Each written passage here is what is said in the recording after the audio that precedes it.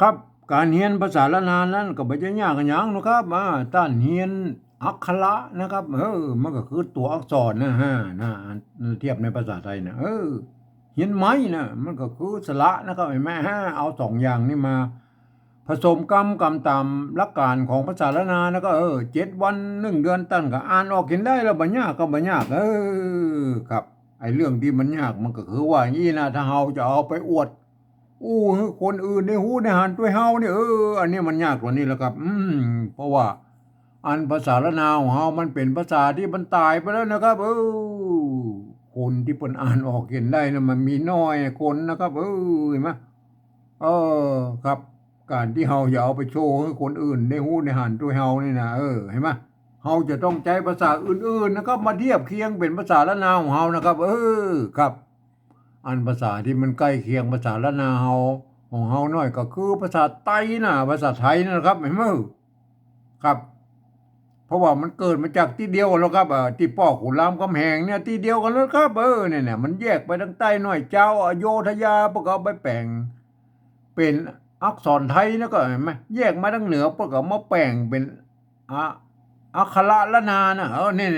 ให้แม่มันเป็นไงมันใต้กับเหนือใช่ไหมไอ้สองภาษาเนี่ยมัน อันบางคำมันยังออกเสียงเหมือนกันอยู่นะครับเห็นไหมเนี่ยมันเป็นยังไงไหมมันก็จะแตกต่างกันเป็นบางคำเห็นไหมครับมันแล้วแต่สำเนียงใต้เหนือนะครับมันก็แล้วแต่นะครับเห็นไหมในละนาวของเขาก็ไม่ใช่ว่ามันเหมือนกันหมดมันมันมีหลายเผ่าพันธุ์แล้วกันในละนาเนี่ยไต้งวนไต้ลั่วไต้ลื้อไต้เขินไต้ยองเห็นไหมแถม2-3เผ่าพันธุ์ย่อยๆเขาก็ไม่ถึงเนี่ยนะ4-5เผ่าพันธุ์หลักๆเห็นไหม มันก็กันแป้งๆกันเอาไปนะเด็กฟังกันหูเรื่องอยู่นะครับฟังกันหูเรื่องว่าหมู่เฮาก็ฟังภาษาไทยหูเรื่องเหมือนกันแล้วเนี่ยมันก็เป็นอย่างนั้นมันเกิดมาจากที่เดียวกันนะภาษาไอ้สองไอ้ภาษาเนี่ยเห็นไหมครับ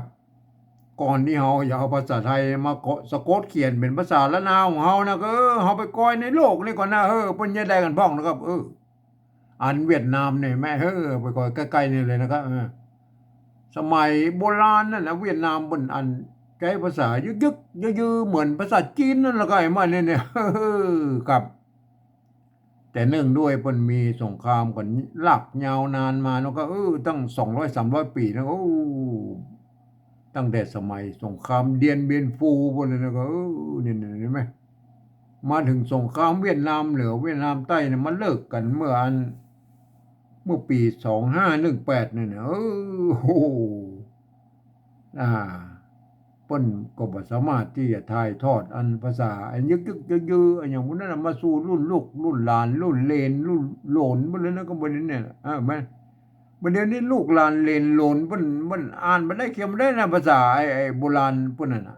พวกก็เลยหันไปเอาอันอักษรอาหรับิกนะครับ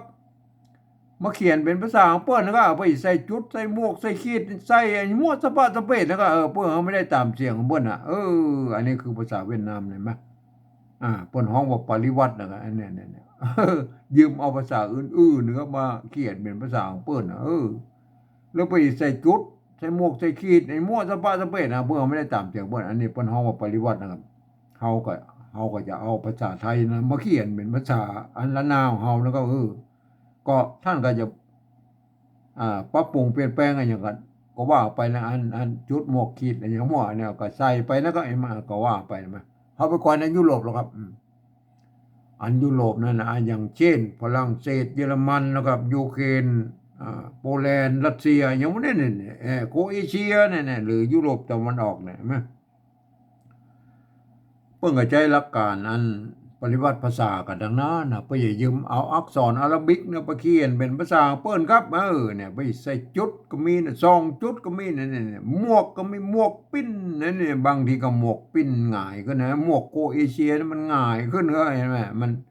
มันปิ้นกับหมวกเวียดนามน่ะหมวกเวียดนามมันเป็นกุบหุ้มลงเห็นไหมมันกุบหุ้มลงหมวกโครเอเชียมันหงายขึ้น ปิ้นหงายปิ้นขึ้นมาเนี่ยก็แล้วแต่ไผจะประดิษฐ์เครื่องหมายหยังมาใส่เนาะครับ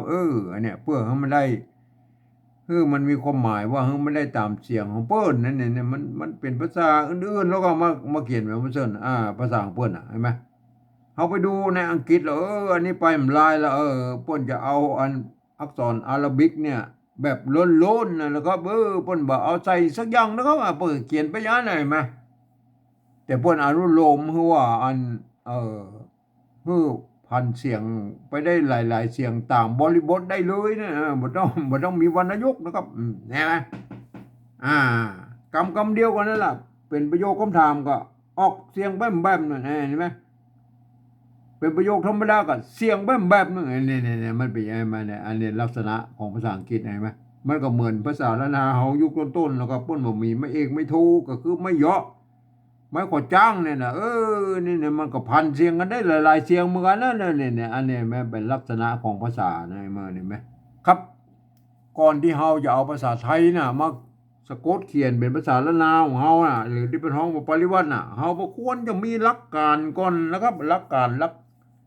อันที่เปิ้นอันเอ่อกำหนดกันไว้นะเมื่อเริ่มทีนะมันอย่างว่าเนาะถ้าเฮาสมมุติว่าเฮาต่างคนต่างเอามาเนาะครับ10คนมันก็10ความคิดนะครับมันก็ออกมา10แบบนะครับแม่100คนมันก็100ความคิดมันก็จะออกมากัน100แบบนะมันบ่เหมือนกันนะคนเขาความคิดมันบ่เหมือนกันนะเฮาควรจะมีหลักอันหยังยึดก่อนนะครับเพื่อให้มันเป็นศูนย์กลางของเจ้าละนาของเฮาเนี่ยเห็นไหม ผมเองนี่ผมได้ใจหลักการของสภาวัฒนธรรมมหาวิทยาลัยเชียงใหม่นะครับเพิ่นตกลงกันไว้เมื่อปลายปี28นะครับเพิ่นตกลงกันว่าอย่างนี้นะครับการที่จะเอาภาษาไทยน่ะมาสะกดเขียนเป็นภาษาละนานั่นน่ะเพิ่นบอกว่าก็ทำได้อยู่3แบบหรือ3รูปแบบนะครับเนี่ยแบบที่1นั้นเพิ่นจะเอาไว้สะกดเขียนอันบันทึกนะครับในหลักศิลาจารึกเอกสารสำคัญในโบราณนะครับเห็นไหมเนี่ยเพิ่นจะเอาภาษาไทยเนี่ยไปเทียบเอามาทุกอักขระทุกไม้ทุกเครื่องหมายแล้วก็เนี่ยแม้กระทั่งไม้กงไม้กังไลไม้มั่วอันที่มันปรากฏอยู่ในอันหลักศิลาจารึกนะเพิ่นจะเอาออกมาหมดนะครับแม่เนี่ยครับอันนี้มันเป็นการเราว่าปริวัติแบบละเอียดนะครับเฮาบ่อู้ถึงในรายละเอียดแล้วครับเห็นไหมในลึกๆไปนะเห็นไหมเฮาอู้ถึงว่าแค่หลักการเพิ่นมีเป็นอีเนอแบบที่1เนี่ยเฮามาใจแค่แบบที่2นี่ก็พอนะครับแบบที่2เพิ่นว่าอีนะครับเพิ่นบอกว่ายืมเอาอักษรไทยนะครับมาปรับเทียบเพื่อเป็นอักขระละนานะครับแล้วก็ประกอบกรรมขึ้นมากับแบบภาษาไทยผสมผสานกันไปนะครับบางครั้งไม้หรือสระของไทยของละนามันบ่ตรงบ่ตัดกันคือว่ามันบ่เหมือนกันนะก็คือบูรณะคำศัพท์คือมันหน้าตาออกมาแบบไทยๆนะแต่เวลาอ่านนั้นท่านต้องนึกถึงว่าโอ้เขียนมาแล้วนะประกอบนะมันจะต้องเป็นอักขระหันว่าเป็นอักขระละนาแล้วก็ไอ้แม่เนี่ย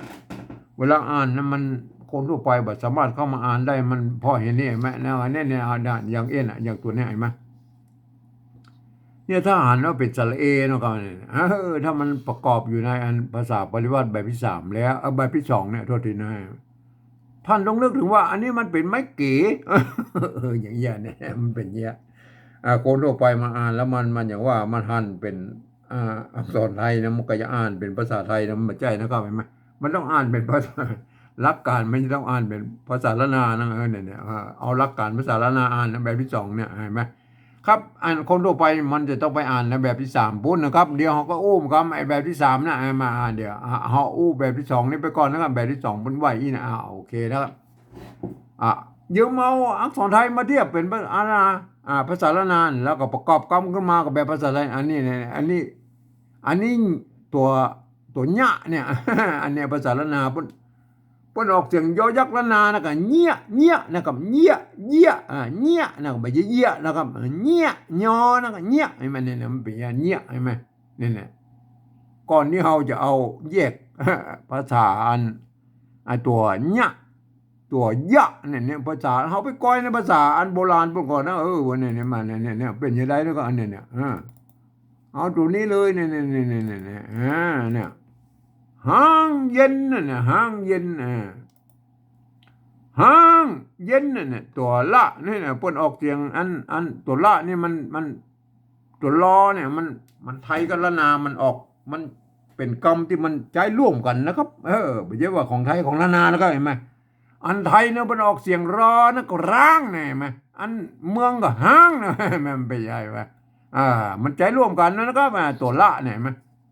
อ่านว่าห้างเย็นน่ะเย็นน่ะเย็นน่ะตัวอยนั่นน่ะเพิ่นเอาอยมาเทียบเป็นตัวนี้แล้วในแม่เนี่ยออกเสียงยอยักษ์ไทยนะก็บอกคนเฒ่าเพิ่นเอาโบราณน่ะเพิ่นเอามาเทียบไว้แล้วนะก็แม่ห้างเย็นงาจ้างนอแฮดนอแฮดแม่นอแฮดอันนี้น่ะตัวละแม่เนี่ยเพิ่นออกเสียงไทยออกแรดแล้วก็เมืองออกแฮดเนี่ยแบบนี้เข้าเยิงน่ะเยิงเนี่ยมันเยิงตัวญะนะก็แม่เนี่ยอันนี้นะตัวญะเอายอยักษ์มาเทียบแล้วนะมาเป็นตัวญะเนี่ยเนี่ยเยิงเนี่ยไหมเย็นกับเยิงนะเย็นกับเยิงนะเห็นไหมเย็นท่านหันแล้วเย็นกับเยิงนะเห็นไหมเย็นน่ะเย็นกับเยิงนะเอาไปดูนะเห็นไหมเย็นกับเยิงเนี่ยเย็นกับเยิงเนี่ยนะก็เห็นไหมเนี่ยเย็นแล้วก็เย็นนะอยนะก็เย็นนะเย็นนะเย็น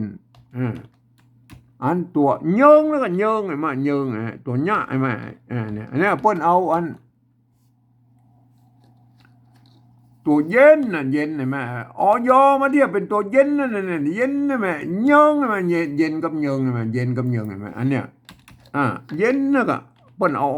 มาเทียบเป็นนี้นะเย็นน่ะเย็นไอ้มาอันเนี้ยอันนี้เยิงน่ะเยิงไอ้มาเยิงไอ้มาเยิงเนี่ยท่านลองแยกคือถูกนะครับยอยักษ์ไทยก็ยอยักษ์ละนายมายอยักษ์ไทยนะมันเป็นนี่นะครับเย็นอันเนี่ยเย็นนะไม่ใช่เยิงเนี่ยบางท่านไม่ใช่ว่าอันเขียนอย่างอี้มันเนี่ยเอาเขียนไปเลยอย่างนี้นะเอาเย็นไทยมาใส่เนาะมันใจนะครับอันนี้มันเป็นภาษาปริวัติมันเทียบมานะครับเอาไปเทียบไปแล้วท่านจะมาเขียนอย่างนี้มันไม่ได้มันไม่ใช่เทียบแล้วอันนี้บัดใจเทียบนะอันเป็นภาษาไทยรู้นั่นอันเย็นนะเนาะถ้าอ่านอีเย็นอ่านอีว่าได้อ่านว่าเยิงเยิงไม่ใช่เยิงมันยอแล้วก็เยิงถ้าอ่านเยิงไอ้มันก็อ่านว่าเย็นก็เย็นมันบ่เย็นเอาเย็นก็เอาเทียบมาอย่างไรก็เอาเทียบมาอย่างนั้นเลยมันเย็นท่านหูแล้วนะเย็นกับเยิงนะเห็นไหมอันนี้เป็นการเทียบเสียงอันแบบยอยักษ์ไทยแบบยักษ์ละนาไอ้ตัวเนี้ยอันตัวเนี้ยนี่มันเป็นอันยอยักษ์ละนาแล้วก็เนี้ยเนี่ยอ้อมแล้วไอ้แม่ไม่เกี่ยไม่เกี่ยเป็นไม่เกี่ยแล้วก็ไม่เกี่ยไม่เกี่ยเอาไปดูไม่เกี่ยตัวเนี้ยนะก็ตัวเนี้ยยอยักษ์มาเทียบแล้วนะยอยักษ์หัวละอันนี้มันเป็นเอามาเจอแล้วไม่เกี่ยไม่เกี่ยไม่เกี่ยเอาไปก้อยเราไม่เกี่ยนะเนี่ยก็ไปมาไม่เกี่ยเนี่ยอันไม่เกี่ยสมัยโบราณเป็นไม่เกี่ยนะก็เนี่ยอันเนี้ยอันไม่เกี่ยไม่ตัวเนี้ยเนี่ยเป็นไม่เกี่ยมันมีไม่ซัดอยู่บนมันเป็นไม่เกี่ยนะอันเปียก็ได้อันเปียก็ได้อันเปียก็ได้เนี่ยในกรณีเป็นเปียแลผมอันเนี้ยต้องไหนไหมเนี่ยเปียนะก็เป็นเปียอันนี้เป็นเปียไม่เกี่ยนะก็เห็นไหมอันจะอ่านเปียก็ได้อ่านเปียก็ได้อ่านเปียก็ได้เนี่ยนะมันก็ยังว่านะอันไม่เกี่ยเนี่ยของเรานะกรณีเปิ้นมีอันไม่เกี่ยเมื่อมีตัวอันวะสะกดเมื่อเปิ้นตัดไม่เกี่ยออกอันนี้มันนี่ไหมมันเป็นอันเคี่ยวใส่พริกขิงอย่างนั้นแหละเคี่ยวมันไม่เกี่ยนะไงไหมเนี่ยอันนี้มันกรณีของไม่เกี่ยนะอันก็อย่างว่ามันไม่เกี่ยเนี่ยเขายังมาเจอได้นะครับในหลักฐานของอันโบราณไอ้ภาษาเนี่ยก็หายังมาเจอได้ไม่เปียเข้าใจว่ามันเปิ้นจะไม่เกี่ยสมัยนั้นนะครับลูกแรกมันผ่านเสียงได้อยู่แล้วนะครับมันจะเปียจะมันเปียนะครับมันเปียมาอ่านจะเปียก็ได้อ่า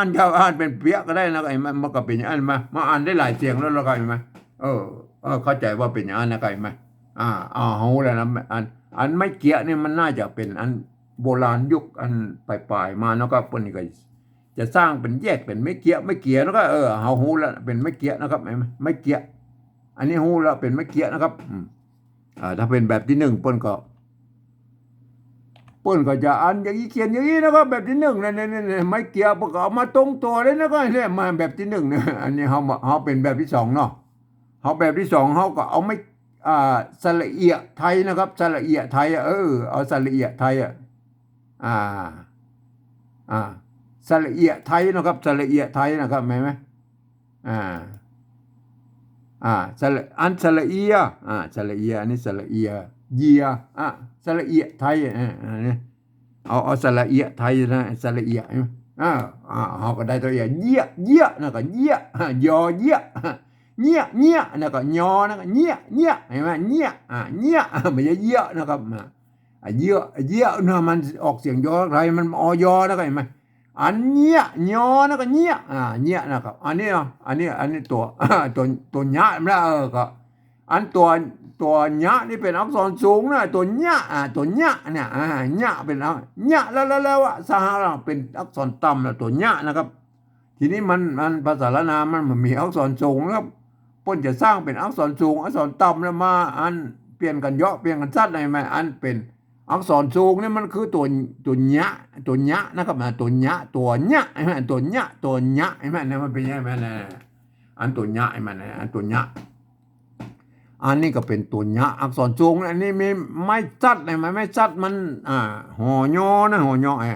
ไม้ซัดเลยไหมเนี่ยไม้ซัดทำหน้าที่เป็นไม้พัดนั่นแหละก็ไม้ซัดนี่มั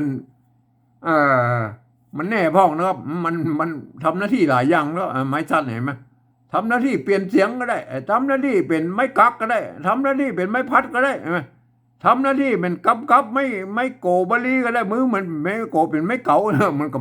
นักนะครับไม่นักยังมีนะทำหน้าที่เป็นเลข8ก็ได้นะก็เป็นไม้เจคู่อย่างเนี้ยก็นักนะครับก็หลายอยู่นะก็เห็นไหมมันหน้าที่มันนักแล้วไม้สั้นเนี่ยมันแน่บ้องนะหยังอันนี้เนี่ยความจริงแล้วไม้อยู่บนนะครับไม้อยู่บนอันไม้อยู่บนนะครับไม้อยู่บนอันตัวสะกดมันต้องอยู่ลุ่มแล้วไงแม่อันนี้ป้นเลื่อนมาไว้ทางหลังนี่เพราะว่ามันจะโล้นมันทัดแล้วก็มาเอาไปก้อยอันโบราณหมดแล้วไงแม่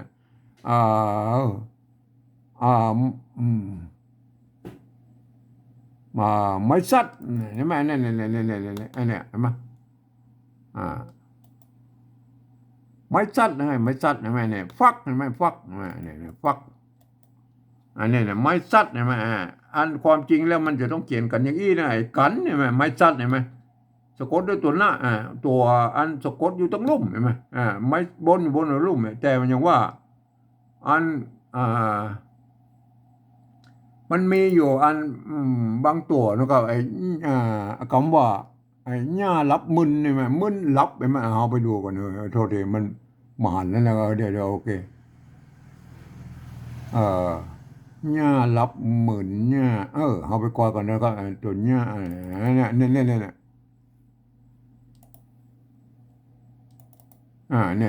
ี่ยอันเนี่ยรับหมื่นเนี่ยรับเห็นไหมตัวละเอาหญ้ารับหมื่นเนี่ยมันหญ้าอันเนี่ยตัวหญ้าตัวหญ้านะตัวหญ้ารับเห็นไหมรับเห็นไหมเนี่ยอันตัวละเนี่ยมันอย่างว่านะครับมันเป็นตัวซ้อนนะครับบางทีมันเอาตัวบะนี่มันไว้ทั้งลุ่มนี่ฮะมันจะไปเติกอันไม้นะครับไม้กี่ไม้มั่วนี่มันจะโผล่มานั่นแหละนะพวกก็เลยเอาอนุโลมไปไว้ทั้งบนปูนั่นนี่รับบึ้นนี่มันรับไม้ซัดทำหน้าที่เป็นอันไม้อันไม้พัดนะครับทำหน้าที่เป็นไม้พัดอันท่านเข้าใจแล้วนะเปิ้นอนุโลมนะครับอนุโลมตั้งแต่สมัยโบราณเลยแหละเอาขึ้นไปไว้ทั้งบนปูนะครับเห็นไหมก็เขาก็ว่ากันไปนะก็รับไม่มาอันนี้ก็โอเคมันก็ยังมีตัวอันอย่างว่านะครับไอตัวที่มันเป็นไอตัวอักษรสูงเนี่ยมันทำเป็นอักษรตัวละตัวอันตัววะนะครับตัวงะนะครับเห็นไหมเจ้าเรามาแปลงอักษรสูงเนี่ยตัวนะตัวมะไอ้มันเป็นไอ้มาตัวญะเนี่ยแม่ตัวญะเห็นไหมมันเป็นไอ้มาอันตัวมากกับตัวนะเนี่ยบางครั้งเนี่ยตัวมากกับตัวนะเนี่ยบางครั้งเพื่อจะเอาอันตัวอันที่มันเป็นสระนะครับตัวน้อยเนี่ยมันเอาป่นก็ได้ถ้าเป็นตัวสะกดพวกเอาไว้ตั้งหลังนี่มันเป็นอย่างไรนะครับไอ้มาเข้าใจแล้วนะครับเข้าใจแล้วนะครับเอาไม่ซัดก็คือไม่พัดนะครับในกรณีมันไม่พัดนะครับตัวง่ายไหมงองูโอเคนะครับได้นะตัวนี้อ่านว่าหยังนะครับใบเย่หยังนะครับหยังเงี้ยเนี่ยหยังนะเงี้ยหยังนะเนี่ยหยังนะใช่ไหมบางสำนวนบางที่พวกสังนะครับสังกับหยังนี่มันเต้ากันนะครับสังกับหยังเนี่ยท่านก็แล้วแต่นะครับท่านจะเขียนอะไรก็ได้ละสังกับหยังนะมันละนามมันมีหลายที่เอาแล้วแหละนะครับนะตัวฮะนะฮะ อันไม่กือให้ไม่กือโบราณเปิ้นอีนะครับแม่นเปิ้นเอาไม้กี่เขียนอีนะแล้วก็เปิ้นเอาไม้200ตวัดไว้ตรงกลางนี่ก็ได้แม่อันนี้มันไม้ขอจ้างนี่มันมีรุ่นหลังแล้ว สมัยอันโบราณแล้วเปิ้นมีบะหมี่ไม้ขอจ้างนี่แล้วเปิ้นบะหมี่แล้วก็แม่เปิ้นเยอะแยะเนี่ยเปิ้นเปิ้นบะหมี่แล้วก็เปิ้นบะหมี่เปิ้นสมัยนั้นเปิ้นยังบะหมี่เนี่ยเอาดูไม่กือนะครับมือใบน่ะมือใบปิดปิ้วปิดปิ้วมือใบปิดปิ้วอันไม่กือว่านั่นเนี่ยเอาเขียนไม่กี่อย่างนี้นะครับมาแล้วเอาไม้200อันตวัดไว้ตรงกลางเนี่ยมือนะมือใบน่ะไม่กือนี่ไม่กือแล้วก็เห็นไหมเห็นไหมยุคหลังๆมาพวกอันโบราณยุคหลังๆมาพวกเอาไม่กี่เขียนไว้พวกขี้ค้านไปอันยกไปอันไปตวัดไอ้ไม้2แล้วพวกตวัดห่างไปเลยอันนี้ก็คือไม่กือทำแบบหนึ่งนะครับท่านหานก็จะไปงงนะอันนี้มันเป็นไม่กือแบบยุคต้นๆนะครับโอเคนะครับเห็นไหมเฮาเราเป็นไม่กือนะครับแม่เนี่ยอันไม่กือก็สระนั่นเนี่ยเอาเทียบในภาษาไทยไม่ขอจ้างกับไม่โทนั่นเนี่ยแม่ไม่โทนี่ไหมถ้าเป็นแบบที่1บ่เขียนตัวอีนะครับทีนี้ก็ยังว่านะครับอันนี้เห็นไหมอันเฮากับบูรณะกำซับให้มันเป็นหน้าตาแบบไทยก็คืออันภาษาไทยเพิ่นเอาอันอ้างใส่ลำตัวนะโอเคนะบูรณะกำซับนั่นแหละคำนี้นะไอ้เหี้ยนี่ก็บูรณะกำซับนะครับเห็นไหมเนี่ยก็คือบูรณะคำเสามันเป็นสระไทยนะกันเนี่ยอันนี้มันสระอันเหนือมันสระเอียเหมือนกันนะสระเอียนะแม่อันนี้เนี่ยเขาก็บูรณะคำเสามาเป็นอันไทยนะกันแม่อันตัวเนี่ยก็บูรณะคำศัพท์เป็นอันแบบไทยก็คือเอาอ่างมาใส่นะก็เนี่ยก็ตัวต่อไปนะครับอันนี้ตัวละนะครับอันนี้เนี่ยไม่กูไม่ขอจ้างเนี่ยอันภาษาละนาออกเสียงหูนะครับอันภาษาละนาบนออกหูนะครับอันภาษาไทยรู้นะครับแม่มันเป็นแย่มันเป็นกรรมที่มันใจร่วมกันแล้วก็การใจร่วมกันอย่างไรนะครับแม่เนี่ยมันเป็นแย่ไหมก็ตัวตะกี้ที่ผมโชว์ดูเลยแม่เนี่ยอันตัวละเนี่ยเห็นไหมไม่กาตัวง่ายมันเนี่ยอ่านสมัยนั้นมันไม่เยอะไม่ขอจ้างเนาะอ่านว่าห้างอ่านว่าห้างอะไรอ่านว่าห้างอะไรอ่านว่าห้างอะไรเห็นไหมเปิ้นออกเสียงฮอนะห้างเย็นงาจ้างนอแฮดนอแฮดเนี่ยมันนอแฮดเข้ายึงนี่มันนอแฮดเห็นไหมไอตัวละเนี่ยอันภาษาละนาเปิ้นออกเสียงฮอนะก็เนี่ยเปิ้นใจร่วมกันนะถ้าเป็นไทยก็ออกเสียงรอนะครับรอร่างเย็นงาช้างนอแรดใช่ไหมเปิ้นออกอย่างนอแรดเปิ้นออกเสียงรอนะถ้าเป็นอันตัวละในภาษาบาลีเปิ้นก็ออกเสียงรอนะครับเห็นไหมท่านเข้าใจไว้นะครับตัวละเนี่ยนะตัวละ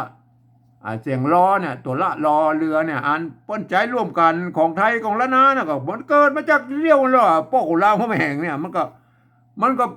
มาบางอย่างมันก็เหมือนกันนี่แหละบางอย่างมันก็ออกเสียงบ่เหมือนกันก็แล้วไปนะไงแม่ห้างเย็นงาจ้างเนี่ยนอแฮดนะแม่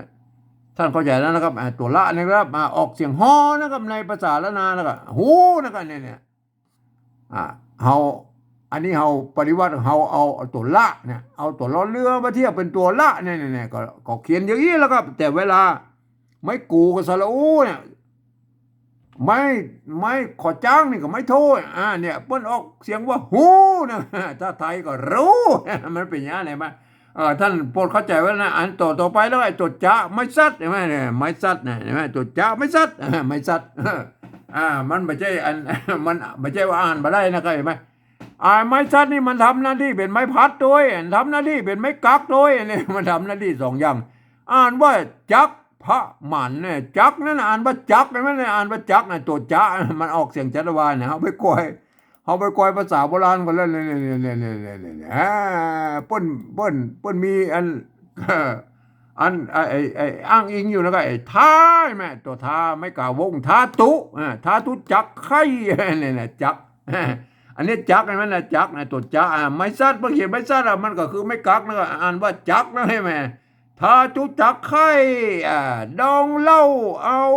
อย่างนั้นน่ะอย่างกากยาอย่างก็ว่าไปนั่นน่ะแล้วก็ว่าไปอันนี้เป็นภาษาโบราณยุค ที่มันบ่มีไม่เอกไม่โทคือไม่เหยาะไม่ก่อจ้างนะพวกอ่านยากไปเนี่ยเล่ามันบ่มีไม่ก่อจ้างอ่านว่าเล่าไหมเนี่ยมันเป็นอะไรไหมจักนะครับจักคือดูคำว่าจักนี่เนี่ยมันบ่มีตัวกะสะกดแล้วก็พวกเขียนเต้าเอ้ยแม่ตัวอันตัวจ้าแล้วก็ไม่สั้นมาก็คือจักเลยแม่ทาทุจักนะแม่ทาทุจักนะครับท่านเข้าใจแล้วนะครับจักนะครับจักอันคำว่าจักนะแม่อันที่นี่เขาก็บูรณะคำศัพท์เมื่อมันเต็มยศเนี่ยแต่เป็นแบบที่หนึ่งเบอร์เขียนที่อีนะเขียนเต้าอีนะครับมันอ่านว่าจักนะครับแต่เขาบูรณะคำศัพท์เมื่อมันครบเครื่องอย่างมันเป็นจักไทยนะอันนี้จักใช่ไหมเนี่ยเอาดูก็อันนี้บูรณะเนี่ยอันนี้อันนี้บูรณะคำศัพท์นะครับไอ้จักนี่นะครับเห็นไหมบูรณะคำศัพท์นะตัวต่อไปแล้วครับตัวนี้มันตัวปะป้อมนะครับเนี่ยปะละหงเนี่ยปะละหงเนี่ยเปิ้นให้อ่านเป็นตัวพระนะพระหมานเนี่ยพระหมานนะหมานอันพระหมานเปิ้นออกเสียงจัตวายหมานนะหมานเพิ่นก็ต้องเกี่ยกับเยี่ยพระหมานนะถ้ามันเอาตัวมะเขียนก็เป็นพระมานนะพระมานใช่ไหมอันนี้พระหมานนะพระเขาไปเอาเรื่องละหงนี่เขาไปก้อยก่อนนะก็เรื่องละหงเนี่ยเรื่องละหงละหงนะอันตัวห้าอันตัวอันนี้เนี่ยตัวตะนะครับตัวตะใช่ไหมอันนี้ตัวตะนะครับอันตัวตะท่านมาเห็นก็เลื่อนให้ดูหน่อยนะตะละหงหน่อยมามันก็ถึงมาหันอยู่ดีเอาน้อยๆนะก็ได้มาเป็นอย่างอันนี้ตัวตะละหงเนี่ยตะละหงอันนี้เนี่ยหันแล้วนะครับเห็นไหมตะละหงเป็นอ่านเป็นตัวทะนะตะนะเห็นไหมทะเปิ้นอ่านเป็นทะนะครับวันหนึ่งทอง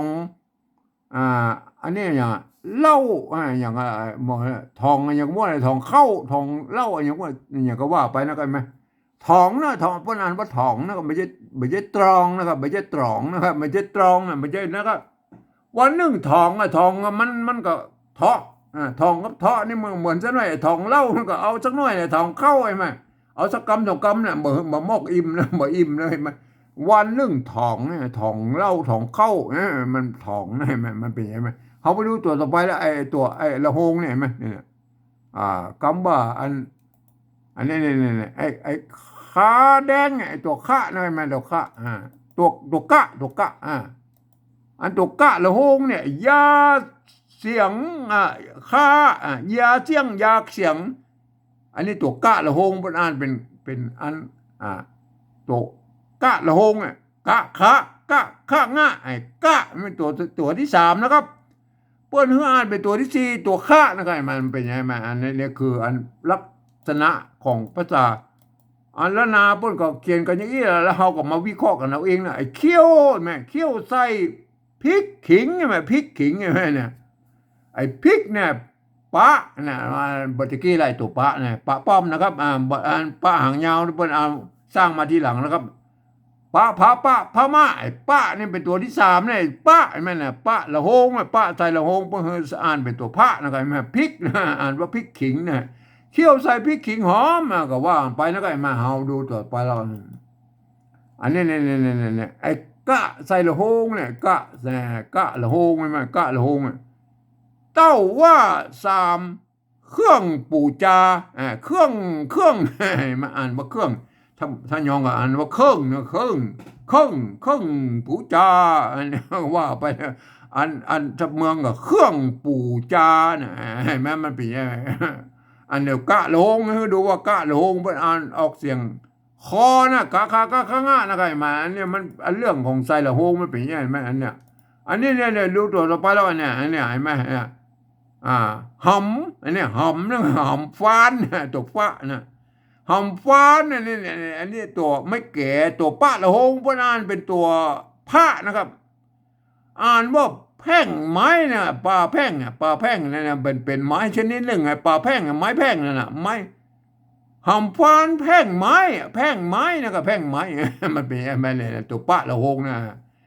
ท่านเข้าใจแล้วก็ไอ้มันมั้ยอันเอาดูตัวเราไปตัวเราไอ้มันนะอันนี้ก็คือไอ้มันอันตัวสะละหงเนี่ยมาสะตัวสะใส่ละหงนี่เปิ้นอ่านเป็นสอลอลิงนะสอลอสลีกันใจนั่นน่ะสลีกันใจอันนี้อ่านว่าสลี สลีการใจนะบนว่า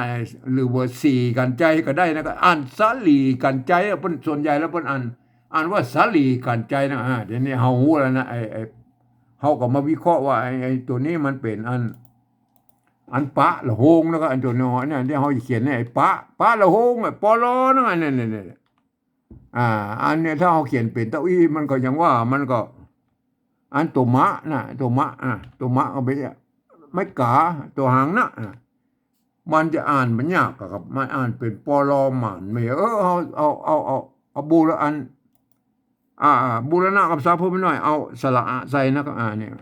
อ่านไว้อีนะก็แต่เปิ้นอย่างนี้ไอ้บูรณะคำศัพท์นะครับเนี่ยไอ้หมานเนี่ยเอามาตรงตัวนะไอ้หมานเนี่ยเนี่ยไหมแต่อันเนี้ยเปิ้นอ่านว่าพระนะครับพระนะครับมันต้องอ่านเป็นพระนะครับเนี่ยพระมะนะอันนี้เนี่ยอันป้อมเขาก็เอาปาเนี่ยมาเทียบนะไงไหมอ่านว่าพระนะก็พระอ่านว่าพระนะพระหมานนะเนี่ยหยังฮือหูจักพระหมานนะพระหมานตัวต่อไปนะไอ้กะตำไหมตัวกะนะครับตัวกะก็ใกล้ไหมอันนี้ตัวตะนะครับไหมไม่กำไม่กำไม่กำกับสลัมเนี่ยเขาก็บูรณะคำศัพท์ไอ้ตัวกะนี่หน่อยนะกะตำเนี่ยอันนี้ก็เหมือนกันนะไอ้กะนั่นนะอันนี้ออกเสียงจัดว่าเนี่ยกะตำเนี่ยมันมี2 กำนะอันเนี้ยป้นก็ละนายกปลายๆนะพวกก็สร้างขึ้นมานะครับเป็นตัวพิเศษนะไอ้กะตำกะตำมันเป็นยังไงไหม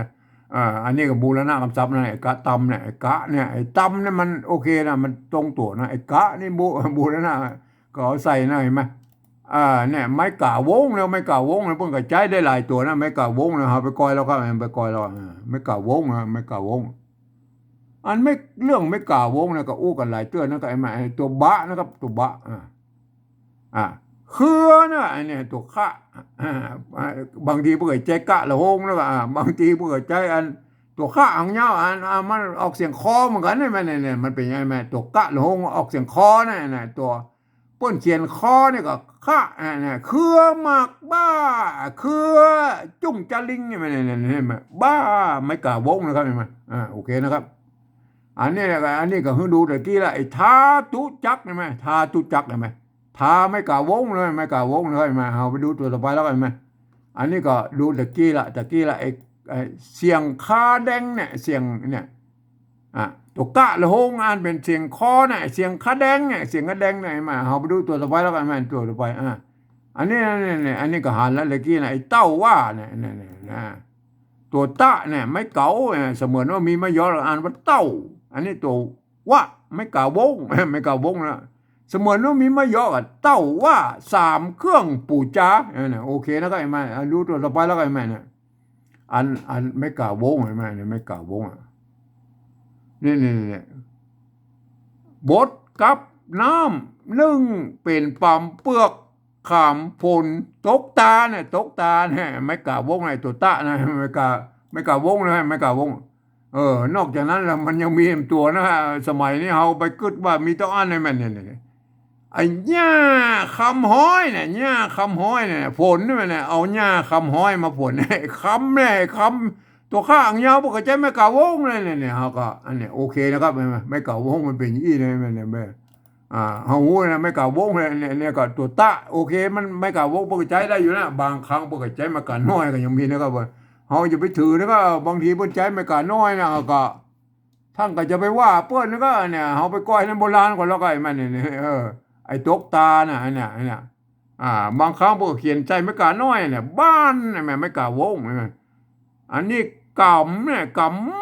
เสียงจะว่าต้นฝนน้ำจริงกินตาหายเนี่ยตาหายเนี่ยดูตาหายเนี่ยไม่กะน้อยนะก็ไม่กะน้อยมันเนี่ยบางครั้งพวกใจไม่กะน้อยนะเอานุ่มตัวแล้วอันนี้เนี่ยสะนิบาตเนี่ยมันดูสะนิบาตเนี่ยอันไม่กะน้อยมาเป็นใจไม่กะน้อยแบบสานิบาตมันสานิบาตหรือสันนิบาตนะสานิบาตไม่กะน้อยนะก็ท่านจะไปถือนะครับบางครั้งไปใจไม่กะน้อยกันแล้วแต่ละกะตำนะเอาหัวกะตำอันนี้จะตกกะไม่กะหางหน้าอันนี้การเนี่ยคำว่าการเนี่ยบนใจหางหน้าไอ้มันเนี่ยบนไม่ใช่รอเรือนะไอ้มันสมัยนั้น เปิดใจตัวหน้าเนี่ยสะกดนั่นอันไม่กลนั่นน่ะฮือก็อูตะกี้แล้วครับเห็นไหมฮืออูตะกี้แล้วนะครับเห็นไหมอันโลหะหอหีบนั่นก็ไม่สระไม่โทอันบูรณะคำศัพท์มันเหมือนไทยๆนะก็หูฮืออันนี้บูรณะคำศัพท์นะครับมันเป็นไทยๆนะครับเห็นไหมนี่เอาอูตะกี้ละหูก็อูตะกี้ละภาษาไทยเพิ่นรู้นะครับภาษาละนาก็หูนะอันนี้พักตัวพระเนี่ยพระนี่มันเปิ้นออกเสียงพอนะพระปะแล้วก็พระเนี่ยพระเป็นตัวที่สี่เนี่ยพระเนี่ยตัวพระตัวพอที่แท้จริงเนี่ยเปิ้นออกเสียงอันพอนะไอ้พักเนี่ยแม่พักเนี่ยแม่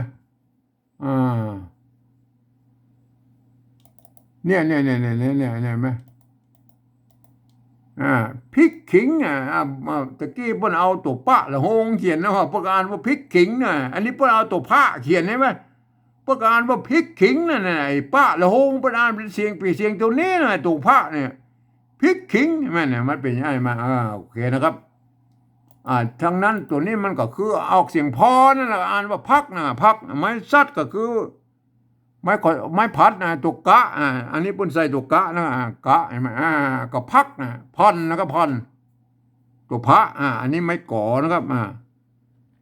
ไม้ก่อไม้เยาะกันย้อนก็อ้างถ้าเป็นแบบที่หนึ่งบ่เขียนอีนะครับอันที่แบบที่สองเขาโบราณคำศัพท์มันเป็นหน้าตาแบบไทยก็เอานอนหนูใส่นี่ก็ไหมเนี่ยมันเป็นยังไงเนี่ยเอานอนหนูใส่นะก็ไหมนอนหนูอันนี้บูอันบูรณะคำศัพท์นะครับมันเป็นไทยๆนะเอาผ่อนใช่ไหมเอาดูไม่ก่อกันแล้วไม่ก่อไม่ก่อนะครับไม่ก่อไม่ก่อมันเป็นอย่างนี้เนี่ยไม่ก่อใช่ไหมเนี่ยอันใส่เกลือใช่ไหมมันถ้าเป็นยองก็ใส่เกลือนะครับใส่เกลือเป็นยองก็ใส่เกลือนะอันปอตัดนะสะน้อยเนี่ยปอตัวปะไม่ก่อนะครับเมื่อมีตัวสะกดแล้วเนี่ยไปตัดไม่กลางมนออกนี่ไอ้อันนี้เนี่ยบีเก้าลิ้นปองปากบ่ได้ลิ้นใกล้ลิ้นปองเนี่ยปองเห็นไหมเมื่อมีตัวงะสะกดแล้วเพิ่นตัดไม่กลางมนออกเห็นไหมมันมาหลักการหมู่นี้มันมาก็วิเคราะห์มาจากภาษาล้านนายุคต้นเขียนมาอย่างนี้นะเขาก็เอามาสร้างเป็นตำราได้ก็ว่ากันไปแล้วก็ไอ้มันเนี่ยมันเป็นยังไงอันนี้ไหมพอนเนี่ยมันก็คือปุ่นตัดไม่กังวลออกแล้วนะครับมันมีอันตัวหน้าเนี่ยตัวหน้าเนี่ยเพิ่นอันสะกดไว้ตั้งบนแล้วนะเพิ่นก็เอาเขียนเป็นตัวละแตนก็ท่านจะไปเข้าใจอันผิดนะครับเห็นไหมโอเคเดี๋ยวเราจะไปอู้ถึงไอ้คำว่าไอ้นั่นเนี่ยเมื่อหันตัวอย่างนะไอ้คำว่าอ่อนปุ่นไอ้มาเดี๋ยวโอเคนะครับอันนี้ตัวไม่แก่ตัวละไม่อันตัวงะนะครับตัวงะอันตัวงะนะครับตัวงะก็แหงแล้วก็แหงอันเนี้ยแหงถ้าไทยก็แรงนะมันใจร่วมกันนะภาษาภาษาตัวล้อเรือเนี่ยมันใจร่วมกันนะแต่ภาษาเมืองมันออกเสียงฮอแล้วก็แหงนะเนี่ยภาษาไทยก็แรงนะนะมันไม่ใช่ตัวหะฮอนหูมาเขียนนะครับมันใช้ตัวละเนี่ยเขียนนะครับมาภาษาอันนี้ตัวนะก็ไม่กลัวนะครับไม่กลัวไม่กลัวไม่รู้ถ้าเป็นแบบที่หนึ่งเพิ่นจะเอาไม้กงมาด้วยนะไม่กลัวของภาษาละนาเพิ่นอย่างอี้เลยไม่เพิ่นเอาไม้กงใส่เอาดูว่าเพิ่นบ่ใจไม่ซัดแล้วครับเอาดูไม่กลัวโบราณอันของละนาก่อนแล้วก็เนี่ยไม่กลัวแล้วก็ไม่กลัวไม่กลัวแล้วก็ไม่กลัวเนี่ยไม่กลัวใช่ไหมเนี่ยแจ้กินกันแจ้กินกันแจ้กินกันก็ได้กันแก้กินกันเจ็บเจ็บมันมีเต้าแย่อะไรมาพวกก็กินอันนี้เนี่ยมันมีไม่เกะนะมันแบบสมัยนั้นไหมไม่เกะไหมพวกก็อ่านว่าเจ็บได้ไหมเนี่ยอ่านว่าเจ็บไม่ได้ไหมเนี่ยมันความจริงมันจะต้องอ่านว่าเจ็บนะครับมันบนสมัยนั้นบนมันมีไม่เยอะไม่เขาจ้างเราพวกก็อ่านไปได้แล้วอ่านได้กูเสียงนะแม่พวกว่าอ่านไปเจ็บเลยนะครับเจ็บหัวนะหัวนี่เนี่ยไม่กลัวนะครับไม่กลัวโบราณป่ะนะตัวหะ อ่าอันเป็นอักษรพยัญชนะต้นเนี่ยไม่กลัวก็คือเพิ่นเอาไม่กงกับเขาไว้ตรงบนเพิ่นบ่ใจไม่สั้นนะก็ไอ้มันเนี่ยมันกลัวโบราณเนี่ยมันเอาทั่วถึงไอ้ไม่กลัวอยู่ดิไอ้ทั่วใช่ไหมว่าทั่วถึงใช่ไหมทั่วถึงไอ้เนี่ยเจ็บหัวเอาทั่วถึงนั่นแหละเนี่ยไม่กลัวแล้วก็ไม่กลัวโอเคนะครับท่านหันไม่กลัวแล้วนะครับไม่กลัวไม่กลัวเมื่อมันมีตัวสะกดแล้วแม่เนี่ยปวดใช่ไหมไม่กลัวมันจากไม่กลัวแล้วเพิ่นมีตัวสะกดแล้วไปตัดไม่โกงออกกับปวดจะคิ้วจะตัวกะละโหงเพิ่นอ่านเป็นตัวคอนะครับอ่านว่าจะคิ้วจะคิ้วกับตะคิ้วนั่นนะครับจะคิ้วใช่ไหมปวดจะคิ้วหน่อยไหมก็ท่านหูแล้วนะไม่กลัวนะครับไม่กลัวถ้าแบบนี้เนี่ยเพิ่นเอาไม้กงมาด้วยนะตัวว่านะครับเนี่ยไม้กงแล้วเอาไม้กงแทงบนเนี่ยห่อเอาแบบที่สองนะครับแบบที่สองห่อกับบูแล้วนะกำซับเมื่อเป็นอันสระไทยนะครับสระอัวไทยนะเนี่ยอ่อนนะฮะตัวต่อไปนะอ่อนอันนี้บูรณะคำศัพท์ไอ้ตัวเนี่ยเห็นไหมไอ้ตัวนี้บูรณะคำศัพท์นะครับอ่อนแล้วก็อ่อนนะเนี่ยไม่ก่อเขาอู้ดีๆอ่อนแล้วก็ไม่เยอะตัวก็อันเนี่ยอันตัวอันเนี่ยตัวละเนี่ยถ้าเป็นแบบที่หนึ่งพอเขียนอีนะครับแบบที่สองเขากับบูรณะคำศัพท์เป็นอ่อนอีนะครับเห็นไหมเนี่ยอ่อนเขาไปดูเนี่ยไม่กลัวเมื่อมันมีตัวสะกดแล้วมันเป็นเยี่ยมไหมอ่อนนะคำว่าอ่อนนะเมื่อกี้เขาดูไม่กลัวแล้วนะครับเห็นไหมก็นี่คือดูคำว่าอ่อนนะก็อ่อนนี่ไม่เนี่ยเดือนไปแม่ลูกอ่อนแม่อ่อนเนี่ยตัวละตัวหน้าสะกดอยู่ตรงบนเนี่ยเพิ่นเอาอันไปเขียนเป็นตัวละแทนแล้วกันเนี่ยอ่อนนี่แม่อ่อนนี่แม่เนี่ยมันเสมือนว่ามีมาเยอะแล้วก็อ่อนนะอ่อนนะอันนี้ไม่ก่อนะเพิ่นมีตัวสะกดแล้วไปตัดไม่กังมนออกนะก็แม่เนี่ยโอเคนะครับท่านเข้าใจแล้วนะก็มาเข้าใจแล้วอ่อนแล้วก็อ่อนอันนี้ตัวจ๊ะนะครับตัวจ๊ะไม่เยอะนะก็ตัวจ๊ะตัวจ๊ะไม่เยอะไม่กะไม่กะนะมาตัวอันนี้อ่านว่าจ๊ะเสียงเอกนะถ้าบ่มีไม่เยอะพวกก็อ่านว่าจ๊ะนะก็ไม่เห็นไหมอันนี้อ่านว่าจ๊ะนะก็อ่านเอามาตรงตัวแล้วนะเนี่ยถ้าแบบไปสามแล้วก็อุ้มคำอันนี้ไปไม่ไก่ไม่ไก่ตัวปะตัวปอปาเนี่ยตัวปอในภาษาไทยมันมีสองตัวปะเป็นอักษรสูงนะตัวปะเป็นอักษรต่ำเนี่ยเสียงสมานไม่ใช่ตัวปะนะครับยืมตัวพอพานมาเป็นนี่มาเป็นตัวปะเนี่ยอ่านว่าจะไปนะอ่านว่าจะไปนะอันนี้แบกนะไม่แก่ตัวบะตัวกะแบกนะแบกอันนี้ก็ว่าตรงตัวแล้วนะตัวของไม่ก่ออันนี้ก็คือไม่ก่ออู้ตะกี้แล้วตัวคะไม่ก่อนะไม่ก่อกับอันนี่อันกันย้อนเอาอ่างนะอันเมื่อมีตัวสะกดแล้วไปตัดไม้กางมนออกก็เป็นของนะอันนี้นักนะกันตัวนะเห็นไหมความจริงแล้วอันนี้เนี่ยถ้าเป็นสระพวกเอาไว้หวันไว้ทั้งรูปนี้นะข้อนี้มันเป็นตัวกะพวกเอาหวันตรงนี้มันยุ่งนะพวกก็เลยเอาไปไว้ทั้งบนพวกนี้นักนะมันนักออกเสียงจะว่านักนะก็นักเห็นไหมท่านเข้าใจนะครับตัวนะตัวมะตัวละตัวนี้นะเพื่อนเวลามันใส่ไม้พัดเนี่ยไม้ชัดเนี่ยเพื่อเอาตัวสะกดไว้ทั้งหลังนะครับก็โอเคนะครับยกเว้นไอ้นี่เนี่ยฮักเนี่ยไม่ฮักเนี่ยมันมีตัวซ้อนพวกเอาไว้ทั้งรูปได้ไหมโอเคนะครับอันนี้ก็ตัวก้านะครับตัวก้าเพิ่นยืมตัวกอเนี่ยมันมีในภาษาละนาเพิ่นตัวก้าแปลว่าส่วนสูงนะเห็นไหมตัวก้าแปลว่าส่วนต่ำเท่าที่ตัวกะแปลว่าส่วนสูงเนี่ยตัวกะเพิ่นยืมตัวคอควายมาเป็นไม้สัตว์ก็คือไม้พัดนะครับเห็นไหมในกรณีทำไมเนี่ยเห็นไหมอันกรณีมันล้นมีพวกก็เอาตัวหางหน้าเอาไว้ทั้งรูปเนี่ยกันนะอ่านว่ากันไม่ใช่คันนะอันนี้ไม่เก๋ตัวตัววะเอวนะเอวอันไทยมันเอวนะครับอันเอวนะก็เอวอันภาษาละนะอันนี้บ่อนะก็บ่อตัวบะเอาละบะบ่อนะก็เอาไปดูไอ้บ่อโบราณกันแล้วไงมันเนี่ย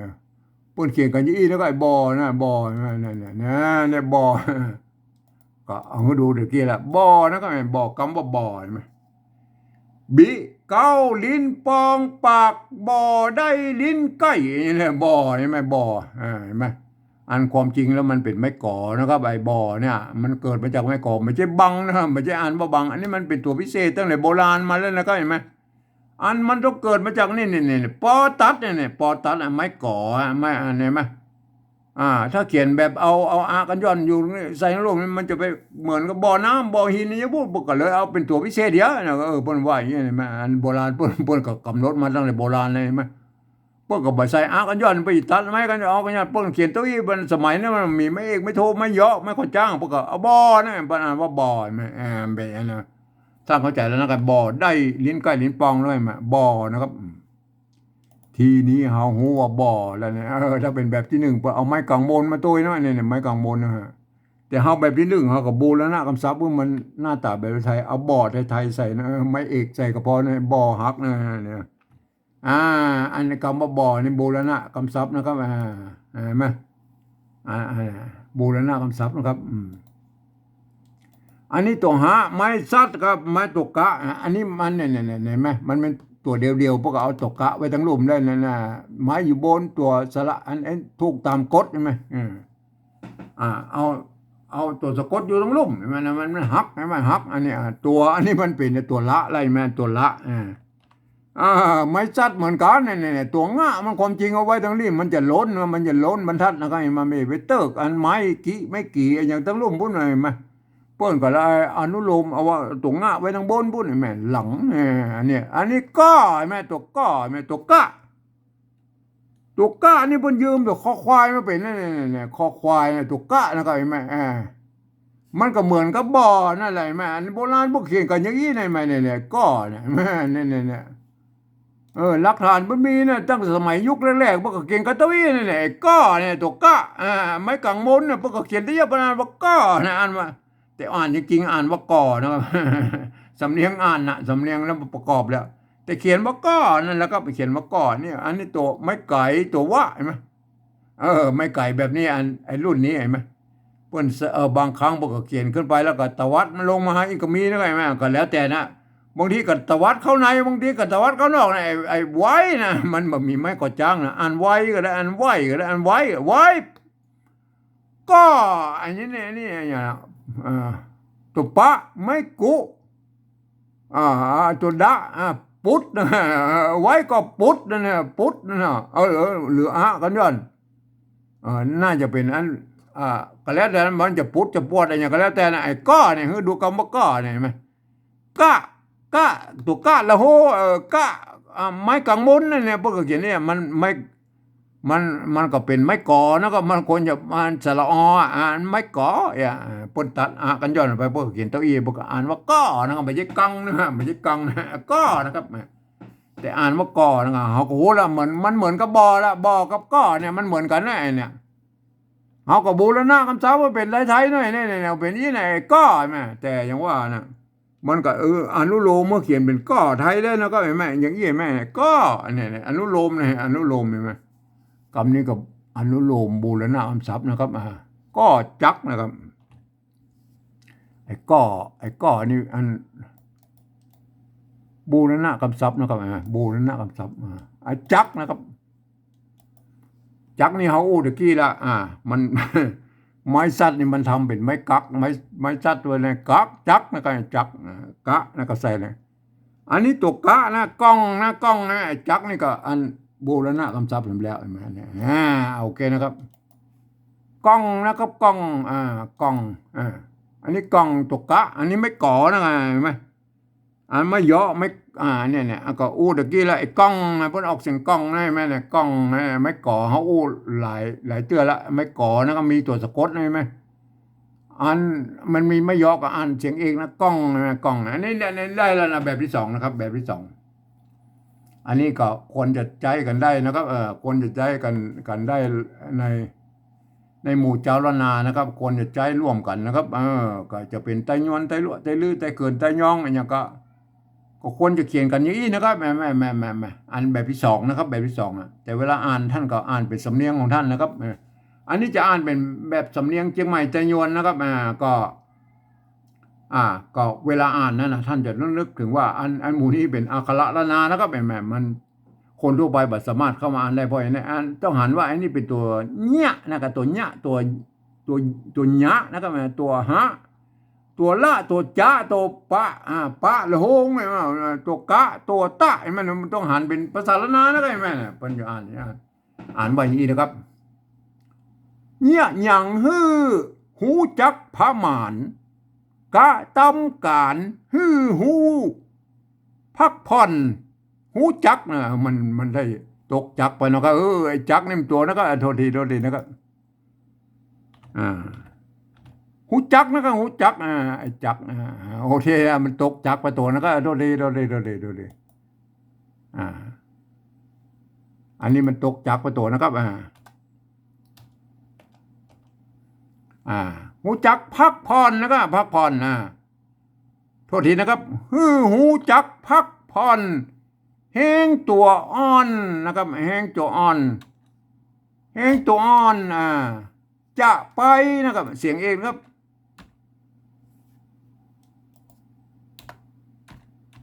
จะไปแบกของนักกันแนวบ่ฮักหลังก้อจักก้องไหมไอ้ก้อเนี่ยมันเขียนในประโยคแล้วมันเขียนว่าก้อนะแต่มันออกสำเนียงมันก่อนะก่อมันหลังก่อจักก้องมันออกอย่างนั้นเลยไหมอันนี้คือภาษาปริวัติแบบที่2นะใช่ไหมอันภาษาแบบปริวัติแบบที่3นั่นเปิ้นอันหลักการของอันภาษาละนาอันหลักการที่มันข้อตกลงปริวัติปีอัน28ปลายปี28ของสภาวัฒนธรรมมหาวิทยาลัยเปิ้นบอกว่าอีนะครับเปิ้นบอกว่าฟังเอาเสียงภาษาละนาทั้งบนปูนเนี่ยนะครับเปิ้นเปล่งเสียงออกมาอย่างไรก็เอาภาษาไทยเขียนไปจะนั่นเนี่ยมันเนี่ยเปิ้นก็ว่าเต้าอี้นะครับแม่เปล่งเสียงก็คือเสียงของปูนน่ะแต่เปิ้นก็ลืมนึกไปเนาะว่าอันเสียงโทพิเศษอันนั้นเนี่ยเปิ้นอันภาษาไทยมันเป็นระบบ5เสียงนะครับ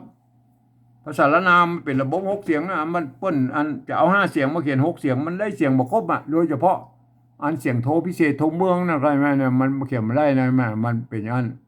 เปิ้นบ่มีเสียงนี้ในอันนั่นๆคำว่าฮือเนี่ยเสียงโทพิเศษนั่นเปิ้นเขียนบ่ได้แล้วก็เปิ้นเขียนได้แค่อันฮือนะเขียนโอ้บ่ดีถึงคำนั้นนะเฮาก็โอ้มาเฮาก็ปฏิบัติไปนะครับ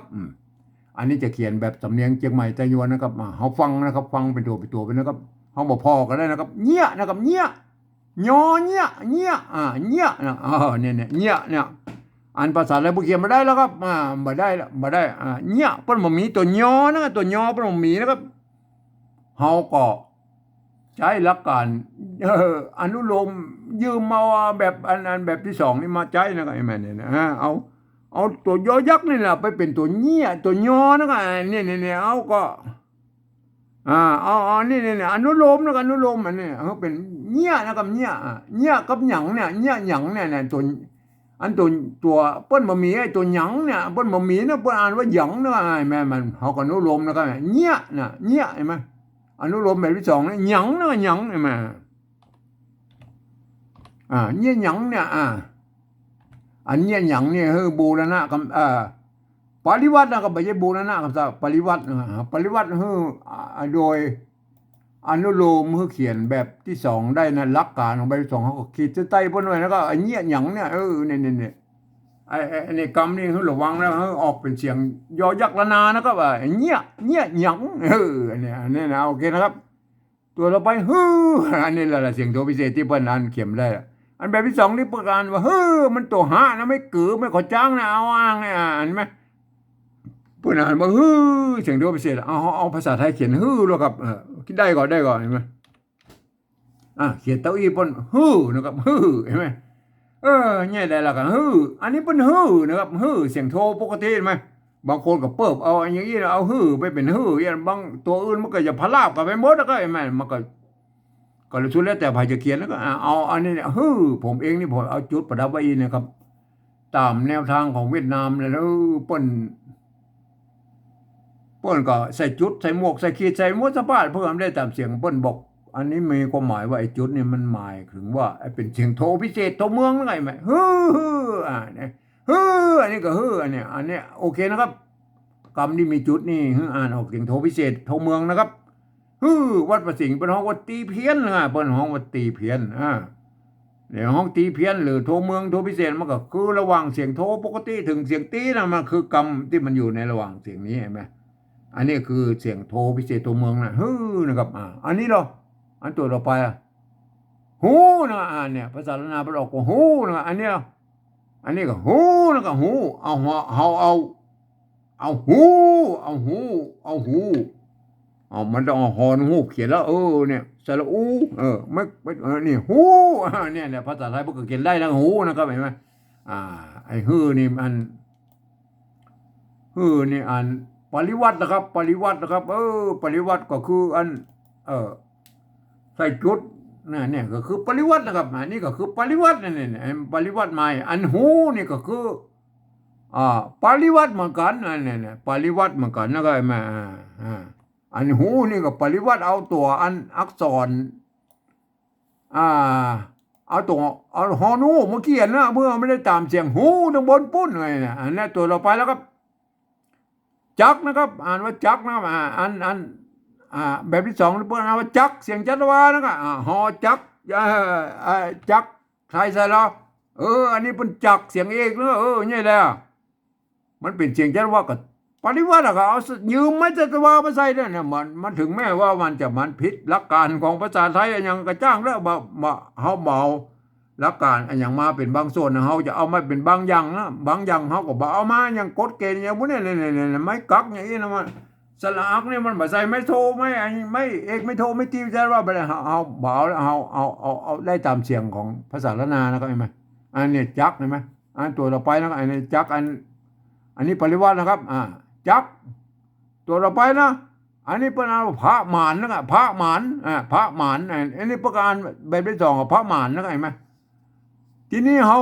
เขียนว่าพระหมานภาษาไทยแล้วปนตัวผอพึ่งมาเขียนนั่นเนี่ยอันนี้เห็นไหมปนเขียนตัวนี้มันพระเสียงเสียงเอกเสียงพระเห็นไหมพระพระเอกมันแล้วเอามันพระใส่ไม่จันวาเนี่ยเห็นไหมไอ้หมานแล้วก็หมานหมานนะหมานในภาษาไทยเป็นสะกดได้นะหมานใช่ไหมหมานเนี่ยอันนี้เป็นสะกดได้ไอ้จักกับพระนี่มันจะต้องปริวัตินะครับก็ถือว่าเป็นปริวัติหมดกันแล้วกันอันนี้ไอ้จักกับพระมารเนี่ยโอเคนะปริวัติอันนี้หูจักปริวัติได้ไหมปริวัติโอเคนะครับต่อไปนะอันนี้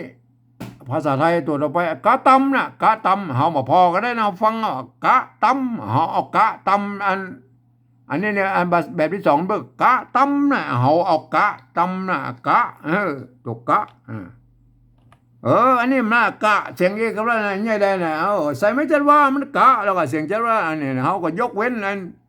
ไอ้กฎเกณฑ์อย่างนั้นเนี่ยสระเสียงสั้นไม่ใช่สามารถที่จะใส่อันเอกโทที่จะว่าไปได้ก็เขาบ่เอาละบ่เอากฎเกณฑ์อย่างนั้นตัวมานะครับ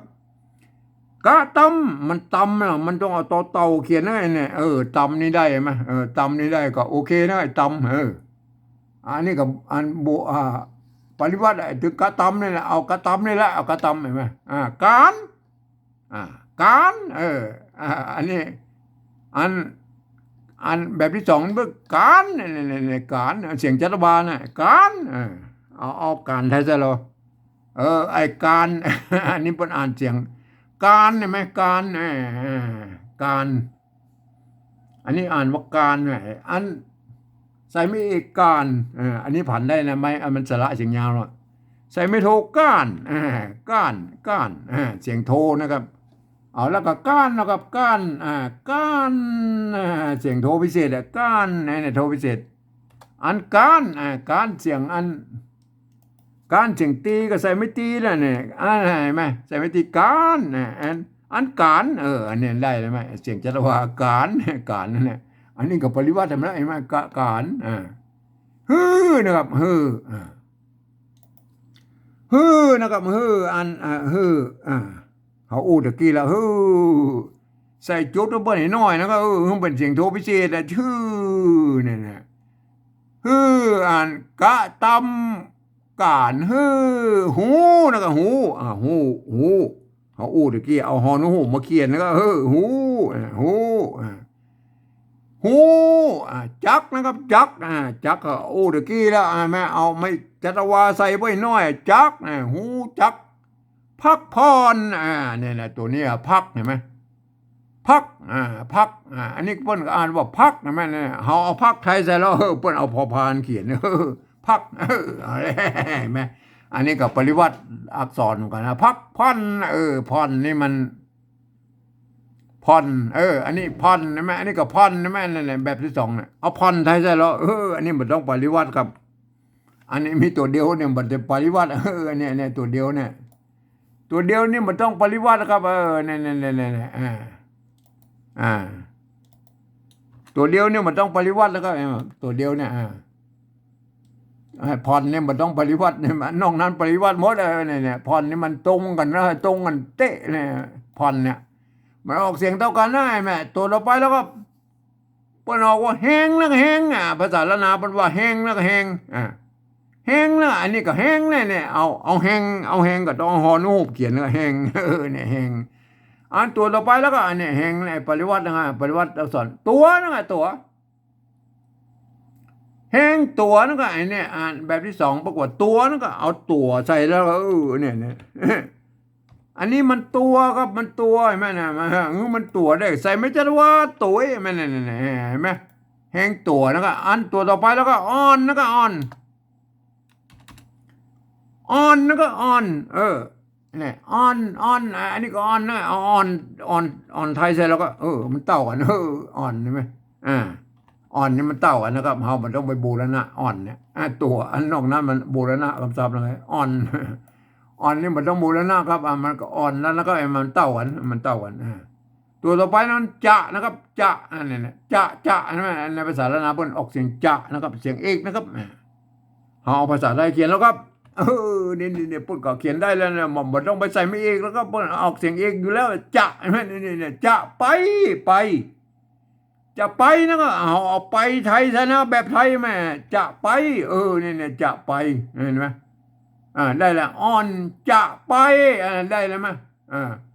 แบกของนักแบกแบกเอาแบกไทยซะนะก็แบกอันนี้มันเขียนได้เท่ากันนะแบกของนะของของเอาของไทยซะนะของได้เลยมั้ยเนี่ยนักนะก็มาเนี่ยแบกของนี่เฮามันต้องไปเปลี่ยนแปลงไปนะครับพอเขียนได้แล้วนะบางตัวมันก็เต้ากันแล้วก็ภาษาไทยภาษาละนาเนี่ยมันเกิดมาจากที่เดียวบางตัวก็เหมือนกันบางตัวมันมาเหมือนกันก็แล้วไปนะครับหัวนี้มันเหมือนนักนะแม่อ่านตัวเราไปอ่านว่านักนะครับนักเสียงจรวาในแบบที่สองนี่ประกาศว่านักนะครับเนี่ยเอานักไทยใส่แล้วครับอันนี้ภาษาไทยเพิ่นออกเสียงเอกนะหนักนะครับหนักใช่ไหมเจอมันนักได้แล้วก็เอาใบจรวาใส่เพิ่นเนี่ยนักคือมันนักเลยก็มันเป็นยังไงถึงแม้ว่ามันจะผิดหลักการของภาษาไทยอย่างนี้น้อยๆก็เฮาบอกมาตัวหลักการหมู่นั้นไอ้แม่ยกเว้นไปพ้องแล้วก็อันตัวต่อไปเพิ่นว่ากันแล้วก็เฮาฟังแล้วนะว่ากันแบบที่2นี่เพิ่นก็ว่ากันนะครับแบบที่2นี่บอกกันใช่มั้ยเฮาเอากันใส่แล้วก็กันกันกันเนี่ยเอาเขียนตัวอีมันก็กันนั่นแหละกันเนี่ยมาเขาก็ไปต้องยุ่งหมดละกันตัวต่อไปเอวแล้วก็เอวเอาเอวไทยเสร็จแล้วก็เอวเอวอันนี้ก็เอวเห็นไหมเอวเห็นไหมเนี่ยเอวได้แล้วเอวเห็นไหมกันเอวกันเอวนะไอ้กันนี่บูรณะบ่นะก็บ่เอาบ่ไทยเสร็จแล้วก็อันนี้ก็บ่อันนี้บ่ไทยจะก็ได้เท่ากันอันนี้ก็แล้วไปนะครับหักนะครับหักอันเอลก็บ่นี่ไอ้กันนี่บูรณะคำศัพท์อักษรนะเพื่อไม่ได้ตามเสียงนะปุ้นเอลก็บ่นี่มันต้องบ่บูรณะนะครับมันได้เสียงของปุ้นอยู่แล้วนะครับนะหักนะครับหักหักเอาหักไทยใส่แล้วก็อันนี้หักไทยใช่ไหมได้ยังหักอันนี้เอาภาษาไทยออกหักนะครับเสียงจะว่าเนี่ยได้แล้วครับมันเป็นเสียงจะว่าก็เอาไม่จะว่าใส่เพิ่นหน่อยก็เนี่ยหักหักหักเนี่ยหลังบ่หักนะก็กันเอวบ่หักหลังหลังอันหลังแบบที่2เพิ่นก็หลังแบบที่2เพิ่นก็หลังเนาะหอหลังใส่แล้วก็หลังมันเต้าอะไรหลังไทยหลังอันนี้มันต้องมายุ่งอะไรหลังก่อจักก้องมันเสียงก่อนะพวกก็เขียนเป็นก่อนั่นแล้วก็มาก่อก่อจักก้องจักนะมั้ยจักเอาจักไทยใช่แล้วอันนี้มาเขียนได้จักนะมั้ยจักอันนี้มันจักก็เนี่ยได้ครับเห็นมั้ยเนี่ยจักนะมั้ยเอาก็ใส่มาจรวาได้บ่เห็นก้องก้อง เขาฟังกล้องนั่นนะภาษาละนาอันนี้ไปที่สองก็กล้องนะกล้องนะฟังมันแล้วก็เขาเอากล้องไทยเลยมันเต้ากันใช่ไหมก็แล้วไปนะมันเต้ากันเห็นไหมไอ้ก้อกับจักนี่เขาโบราณคำศัพท์มันเป็นไทยๆนะเห็นไหมคือหน้าตามันเสียงออกตั้งจังเมืองบนไอ้ก้อนี่มันอ่านเป็นก้ออยู่แล้วนะเห็นไหมมันก็อ่านได้แล้วอะไรมาอันนี้คือภาษาปฏิวัติแบบที่สามแบบเชียงใหม่แต่โยนนะครับเห็นไหมมันก็จะได้กันอย่างอี้นะเอาไหมเวลาอ่านนั้นท่านจะเอาภาษาไทยนะครับหลักการของภาษาไทยอ่านเกือบทุกประการนะยกเว้นนะครับยกเว้นเห็นไหมยกเว้นไอ้คำที่มีจุดนี่นึงอ่านออกเสียงโทพิเศษโทเมืองนะครับเห็นไหมนี่เป็นยังไงมีข้อยกเว้นนะครับคำที่มีอันไม้จัตวาอย่างนี้มันออกเสียงจัตวานะครับเห็นไหมมันเป็นยังไงไหมครับคำที่เป็นอยเป็นพยัญชนะต้นนะวันนี้มันบ่มีนะอยู่ยาอย่างยากนะก็ออกเป็นเสียงยอยักษ์ไทยนะครับเห็นไหมคำที่เป็นยอยักษ์ตัวเดียวนี่เนี่ยเป็นพยัญชนะต้นเนี่ยเนี้ยเนี่ยมันออกเสียงยอยักษ์แล้วนะเนี่ยตัวเนี้ยเนี่ยตัวหอยอเนี่ยมันอ่านเป็นยอยักษ์แล้วนะที่ไม่ขีดเส้นใต้เนี่ยอ่านให้หมายไว้หมดแล้วนะเห็นไหมอันคำอื่นเนี่ยอันก็อ่านไปตามนั้นใช่ไหมตามภาษาไทยนะมันมีข้อยกเว้นไอ้แค่นี้ไหนไหมถึงแม้ว่าท่านจะเป็นฝรั่งมังค่าลูกที่ไหนมานะเรียนภาษาไทยมาเรียบร้อยแล้วท่านก็อ่านไปนะครับตามหลักการของภาษาไทยมีข้อยกเว้นตามที่ผมอู้มาตะกี้นะแล้วท่านจะได้สำเนียงเชียงใหม่ไตโยนไปเลยนะครับอ่านไว้อย่างนี้ครับเนี่ยหยังฮือหูจักพระหมานกะตำการฮือหูจักพักผ่อนแห้งตัวอ่อนจะไปแบกของนักกันแนวบ่ฮักก็หลังก่อจักก่อนก่องหลังก่อจักก่องเท่าดีนะให้แม่นะหลังก่อนะเนี่ยไอ้ก่อเนี่ยเวลามันอยู่ในประโยคแล้วมันออกเสียงก่อนะครับท่านเข้าใจไว้นะไอ้หลังก่อจักก่องมันก่อนะฮะเขียนก่อนะครับอันนี้คือภาษาละนานะมันเป็นอย่างนี้นะไหมมันเป็นอย่างนี้ครับอันนี้คือสำเนียงอันไตโยนเชียงใหม่นะครับท่านเป็นสำเนียงอื่นๆนะก็ไปคิดค้นเอาเองนะครับเห็นไหมสำหรับภาษาอันละนาทางบนปูนเนี่ยมันเนี่ยปูนก็เกี่ยงกันได้ส่วนใหญ่นั่นเนี่ยมันเป็นไหมแต่อย่างว่าละนาเฮามันมีหลายเผ่าพันธุ์นะ4-5เผ่าพันธุ์หลักๆอะไรแม่ย่อยๆเฮายังบ่กึดได้ไหมไหมเพราะนั้นการเขียนภาษาละนาพวกก็ถ่ายทอดกันมาหลายรุ่นแล้วก็ตามสายของเพิ่นวันนี้มาถึงปลายๆแล้วมันก็ยังว่าเฮาไปหันเปิ้นเขียนอย่างอันอย่างนี้มันก็เฮาก็มาวิเคราะห์ก่อนนะครับอย่าไปอย่าไปฟังว่าเปิ้นเตื้อนะครับเปิ้นจะเขียนอย่างอันอย่างนี้นะครับเฮาก็ฟังไว้ก่อนนะครับเฮาก็ดูไว้ก่อนฟังไว้ก่อนแล้วก็เฮาก็มาวิเคราะห์เอาเองแล้วก็เห็นไหมมันอย่างว่ามันภาษาละนามันเขียนได้หลายอย่างแล้วก็มันก็อย่างว่าอย่างเช่นตัวนี้เห็นไหมไอ้ฮือเนี่ยไม่กือเนี่ยเพิ่นจะใจมันไม่กือแบบอันไม่กี้แล้วก็เอามาเขียนมาสุดแล้วเปิดตะวันห่างเลยมันก็เป็นไม่กือเหมือนกันนะมันจะฮือเนี่ยเห็นไหมมันก็แล้วแต่ไอ้จักเนี่ยเพิ่นจะใส่ตัวกะก็ได้นะก็แล้วแต่เพิ่นนะไอ้กะตำเนี่ยเพิ่นใจไม่กะน้อยก็แล้วแต่เพิ่นนั่นน่ะหรือเพิ่นจะแยกเขียนแยกก็ได้ก็มันก็แล้วแต่นิยมเพิ่นเห็นไหมบางที่เพิ่นก็จะใช้อันรายการเนี่ยไม่ใช้สะกดด้วยตัวละก็แล้วแต่เพิ่นแล้วก็เห็นไหมก็สุดแล้วแต่นะเห็นไหมอันตัวอื่นมันก็ยังว่าไอ้นี่มันก็ปอบไอ้จ้าเนี่ยมันบ่จะเขียนเป็นจ้าก็ได้อันเป็นจ้าก็ได้เสียงเอกนี่จ้ามันเป็นอย่างนี้มันเป็นอย่างไอ้บ่อเนี่ยไอ้บ่อกับก้อเนี่ยบางที่พวกก็ใจไม่ย่ออันใส่ไปตัวก็แล้วแต่นะครับแต่เขียนแบบนี้มันเป็นละนายุคต้นๆบ่กี่กันเต้าอี้นะเห็นไหมก็ว่ากันไปนะเห็นไหมครับแต่พวกก็อ่านกันได้อยู่นะครับเห็นไหมวันนี้จะอ่านแบบสำเนียงเชียงใหม่ไตโยนนะครับอ่านไว้นะครับเนี่ยหยังฮือหูจักพระหมานกะทำการฮือหูจักพักผ่อนแห้งตัวอ่อนจะไปแบกของนักการแนวบ่ฮักหลังก่อจักก่อนจักกองโทษดีนะจักกองครับอันนี้คือสำเนียงเชียงใหม่ไตโยนนะครับวันนี้คือการปฏิวัติภาษาละนานะเอาภาษาไทยมาเขียนนะครับเมื่อมันเป็นภาษาละนาสำเนียงเชียงใหม่ไตโยนแล้วก็มันก็เก่งกันได้อีนะครับแม่ไหม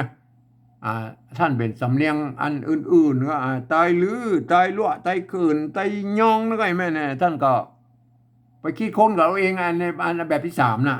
อันแบบที่2นี่ใจร่วมกันได้นะครับเนี่ยจะเป็นไตยวนไตลั่วไตลื้อไตเขินไตย่องใจร่วมกันได้นะครับ แบบที่2เนี่ย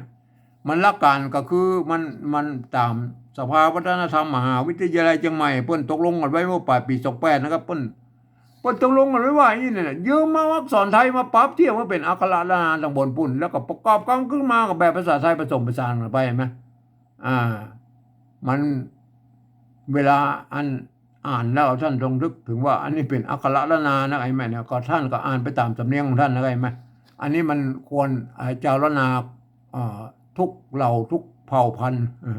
ควรจะใช้ร่วมกันนะครับเห็นไหม